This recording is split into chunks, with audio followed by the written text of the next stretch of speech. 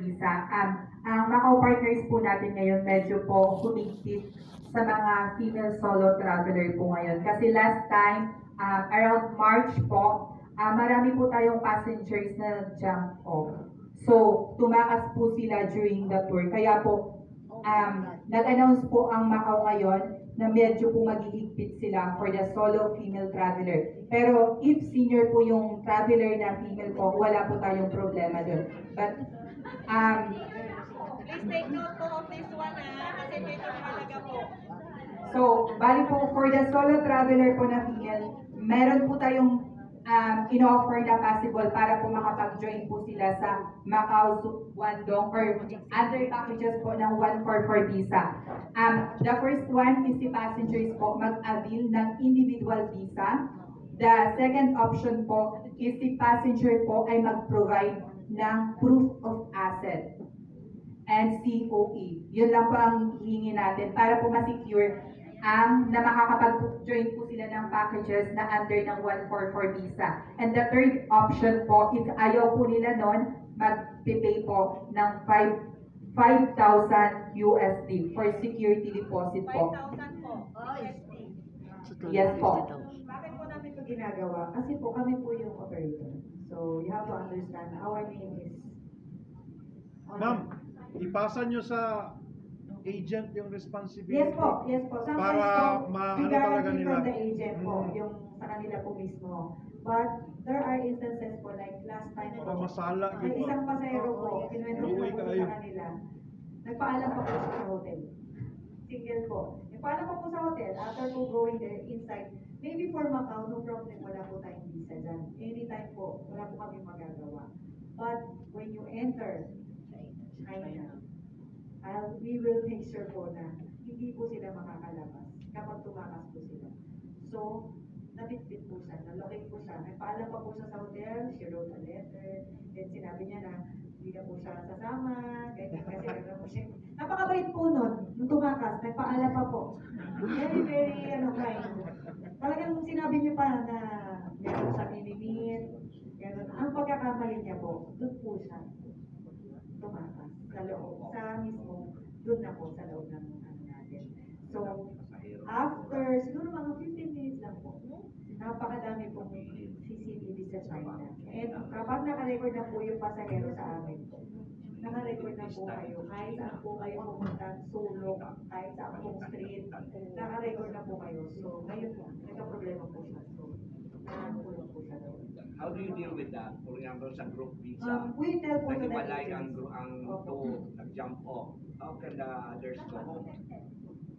Sir, Amend the new- yung for amend that, the visa. for that one po, we will try to help po because syempre po may babayaran po sila. But first, we inform the agent. And then we'll try to help po. Kasi that's the problem if you Yes. don't know your companions. Yes, tama po. So, sometimes po, syempre po may pasero kayo, hindi niyo po masyadong nagbulang sa inyo. Kaya po ngayon, nag-guarantee na po kami. For your own safety po, and for our own safety also. You have to understand po. So, ina-explain po ni Georgia. May mga instances po na gano'n. Are you going to amend the return visa, the group visa? Yes, we can also do that. Kasi baka si number 1 ang mag-jump off. Yun ang problema. Last week po, I have an agent was hospitalized po inside. So, group visa po siya, right? So siya yung number 1. Hindi po. Kasama lang po niya yung mga pasahero. So, may pasahero po siya doon. Na-hospitalized po siya. Siguro po, sobrang pagod, gano'n.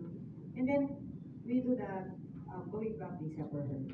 Of course, we are the operator po. Every time po you have a problem, I also encounter one passenger po had a slightly heart attack. So, na-hospitalized po sila doon na po, sa China.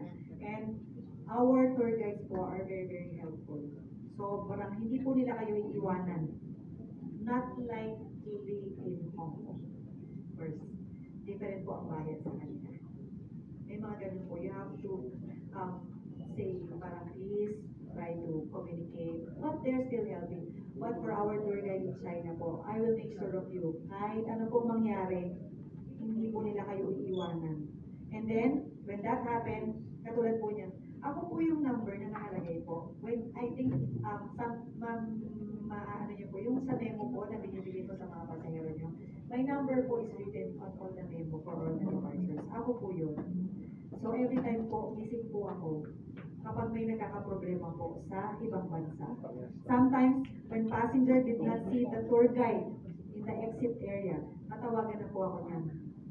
Wala pa po yung iba ha. Minsan po may mga pasero, ma'am, wala pa po yung tour guide niya dito. Ano. Pero meron po kami pinapakita picture kung saan po tatayo yung tour guide. Sometimes po, we cannot please all the passengers. Ayaw po nila maghintay. But we have to explain, you purchased the group all in.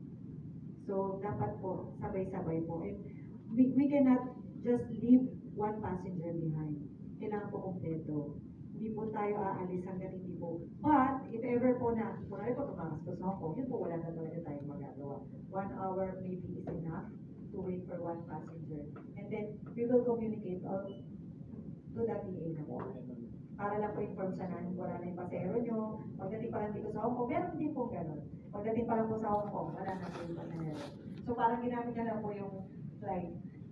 And I want to add, if ever there's passengers, sasabihin, paano yan? Ayaw namin pumunta ng, gusto lang namin sa Macau. Ayaw shopping. Ayaw mag-enjoy. Ayaw gamitin yung itinerary. They have to pay 200 USD. Kasi po binayaran po namin to eh. Binayaran po namin lahat ng itinerary. We pay for everything. And then hindi po kayo sasama, hindi po sasama pasahero. So, we collect also payment for them. And nakalagay na rin po yun dun sa ibibigay na SOA sa inyo na if your passenger did not join our tour, then they have to pay also. Ayun po. Ayaw So, mapunta clear sa po. Jade. Ganyan.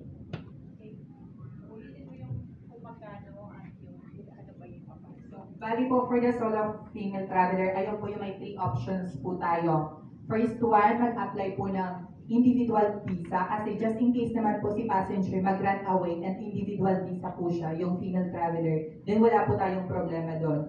Kasi kapag under group visa po, ay 144 visa, apektado po lahat ng group, hindi po sila makaka-proceed sa next itinerary kasi affected sila due to passenger po na nag-run away.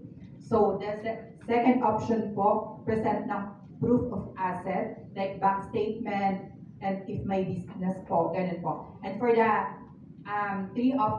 third option is mag-pay po ng 5,000 USD and for the security deposit po. And if hindi po nag-run away si passengers, pagbalik niya po sa Manila, automatically, i-refund po natin yung binayad niya na 5,000 USD for the security deposits. And we will proceed to next package.